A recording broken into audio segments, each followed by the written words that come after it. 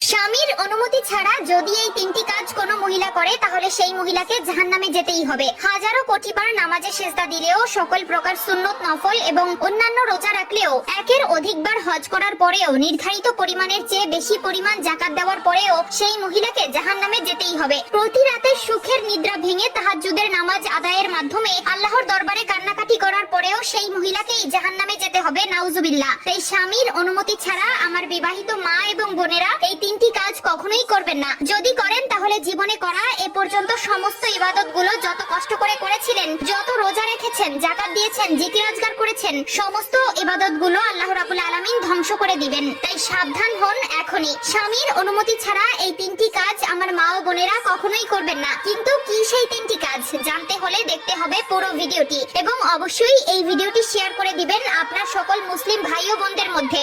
এবং যদি এই তিনটি লক্ষণের মধ্যে কোনো একটিও আপনার মধ্যে থেকে না থাকে, অবশ্যই আলহামদুলিল্লাহ কমেন্ট করে অন্যদেরকেও এই তিনটি কাজ থেকে বিরত হতে উৎসাহিত করবেন। তো চলুন ভিডিওটি শুরু করা যাক। প্রিয় দর্শক, স্বামীর অনুমতি ব্যতীত যে কাজগুলো কোনো স্ত্রী কখনোই করতে পারবে না তার মধ্যে এক নম্বরে রয়েছে স্বামীর বিনা অনুমতিতে কিংবা অবাধ্যতার মাধ্যমে স্ত্রী চাকুরিতে যোগদান করা। যদি কোনো মহিলা এমত কাজ করে তবে আল্লাহ রাব্বুল আলামিন সেই মহিলাকে জাহান্নামে পাঠাবেন। স্বামীর অনুমতি ছাড়া যদি কোনো মহিলা চাকরির মধ্যে যুক্ত থাকে, এমনকি মাদ্রাসার চাকরিও হয়, তাহলেও সেই মহিলাকে জাহান্নামে যেতে হবে। আবার সেই মহিলা যদি বারবার স্বামীর অনুমতি চায় কিন্তু স্বামী অনুমতি দেয় না, আবার বলে আমার মা বাবা আমাকে শিক্ষিত করেছেন, স্বামীকে কষ্ট দেয় আর বলে আমি পড়াশোনা করেছি, কষ্ট করে গ্রাজুয়েশন সম্পন্ন করেছি, আমার মা বাবা আমাকে শিক্ষিত করেছেন, আমি চাকরি করব, আমার অধিকারকে তুমি লঙ্ঘন করতে পারো না। এরকম ভাবে যদি কোনো মহিলা স্বামীর সঙ্গে জোরাজুরি করতে থাকে, স্বামীকে কষ্ট দিতে থাকে এবং স্বামীর অনুমতি ছাড়াই চাকরি করে, তাহলে সেই মহিলাকে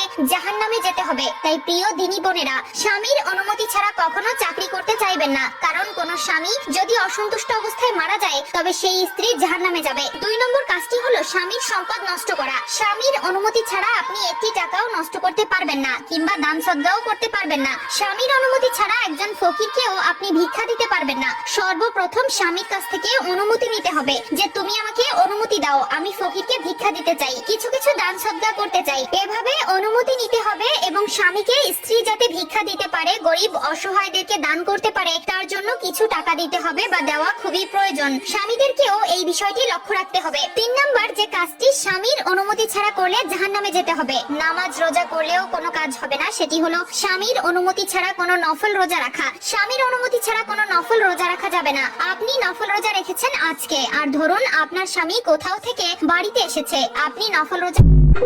আসসালামু আলাইকুম। এই সবগুলো ডিজাইন হচ্ছে আমার কাস্টমারদের জন্য। কেমন হয়েছে কমেন্ট করে জানাবেন, আর উৎসাহ দেবেন যেন আরো ভালো ভালো ডিজাইনের আপনাদেরকে দেখাতে পারি।